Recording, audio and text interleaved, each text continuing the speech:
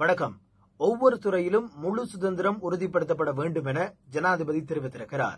அதிகார மையமாக விளங்கும் அமைச்சரவை எந்த அளவுக்கு தமது பொறுப்புகளை நிறைவேற்றுகிறது என்பதன் அடிப்படையிலேயே அரசாங்கத்தின் வெற்றி தோல்வி தீர்மானிக்கப்படும் என ஜனாதிபதி அனுரகுமார் திசாநாயக்க தெரிவித்திருக்கிறார்.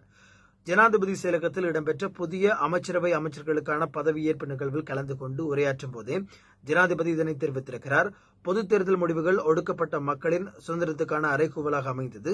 ஒவ்வொரு துறையிலும் முழு சுதந்திரம் உறுதிப்படுத்தப்பட வேண்டும் என்பதோடு சட்டம் ஒழுங்கை நிலைநாட்டுவதற்கான சுதந்திரம் வழங்கப்பட வேண்டும்.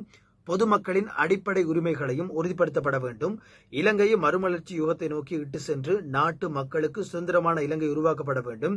கடந்த காலங்களில் அதிகாரங்கள் மக்களுக்கு எதிர்மறையாகவே பயன்படுத்தப்பட்டன. எல்லையற்ற அதிகாரம் எம்மை எங்கே கொண்டு செல்லும் என்ற சந்தேகம் சமூகத்திற்கு இருக்கலாம். எங்களிடம் அதிகாரம் உள்ளது. நாம் பெற்ற அதிகாரத்தின் வரம்புகள் எமக்கு நன்றாக தெரியும். மக்களின் அபிலாஷைகளை நிறைவேற்றும் பொறுப்பு இந்த அதிகாரத்திற்கு உள்ளது. ஆணைகள், அரசியல் அமைப்புகள், சம்பிரதாயங்கள் என எந்த வகையிலும் நமக்கு அதிகாரம் வழங்கப்பட்டாலும் அதனை கையாள்வதில் நாம் பொறுப்பு வாய்ந்தவர்களாக இருக்க வேண்டும் என ஜனாதிபதி அனுரகுமார் திசாநாயக்க தெரிவித்திருக்கிறார்.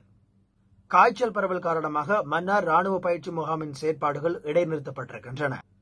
காய்ச்சல் பரவல் காரணமாக மன்னார் விடத்தல் தீவு பெரியமடு பகுதியில் உள்ள ராணுவ பயிற்சி முகாமின் பயிற்சி நடவடிக்கைகள் இடைநிறுத்தப்பட்டுள்ளதாக இலங்கை ராணுவம் தெரிவித்திருக்கிறது. அதற்கமே குறித்த ராணுவ பயிற்சி முகாமில் பயிலும் ராணுவ சிப்பாய்கள் தனிமைப்படுத்தப்பட்டுள்ளதாக இலங்கை ராணுவம் வெளியிட்டுள்ள அறிக்கையில் தெரிவிக்கப்பட்டிருக்கிறது.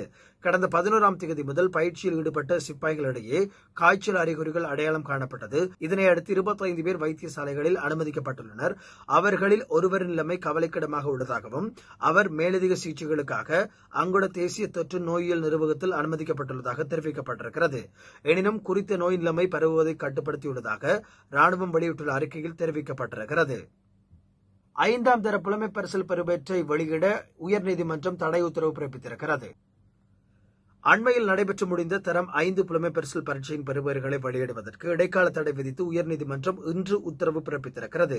புலமை பரிசில் பரீட்சை நடத்தப்பட்ட விதத்தை சவாலுக்குட்படுத்தி அதில் பங்கு பெற்றிய மாணவர்கள் மற்றும் அவர்களது பெற்றோர்கள் குழுவினால் சமர்ப்பிக்கப்பட்ட அடிப்படை உரிமை மனுக்களை பரிசீலித்ததன் பின்னர் இந்த உத்தரவு பிறப்பிக்கப்பட்டிருக்கிறது.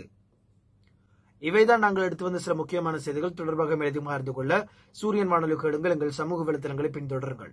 வணக்கம்.